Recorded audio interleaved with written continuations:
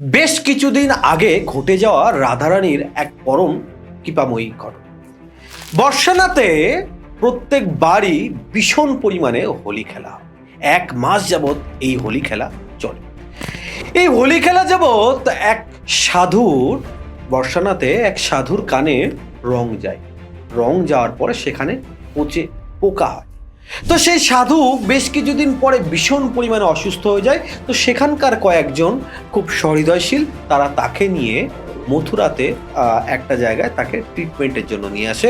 একটা জায়গায় তার হসপিটালে তার ট্রিটমেন্ট করা হয়। ট্রিটমেন্ট চলাকালীন ডক্টর বলল, দেখুন আপনার কানে অপারেশন করতে হবে, আর অপারেশন করতে গেলে আপনাকে কিন্তু ইনজেকশন দিতে হবে যাতে আপনার চেতনা না থাকে, অর্থাৎ আপনাকে অজ্ঞান করতে হবে। সেই ব্যক্তি বলে, তাহলে আমি আমার ট্রিটমেন্ট করব না, কারণ আমি আমার জিভাতে বা আমার মনে সব সময়ের জন্য আমি রাধারানীর গুণগান বা তার নাম জপ করতে থাকি।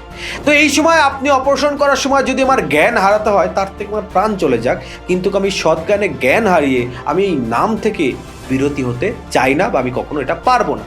তো ডক্টর বলে, ঠিক আছে আপনি যদি সহ্য করতে পারেন, কারণ এটা অত্যাধিক বেদনাশীল হবে, তো আমরা অপারেশন করতে রাজি আছি।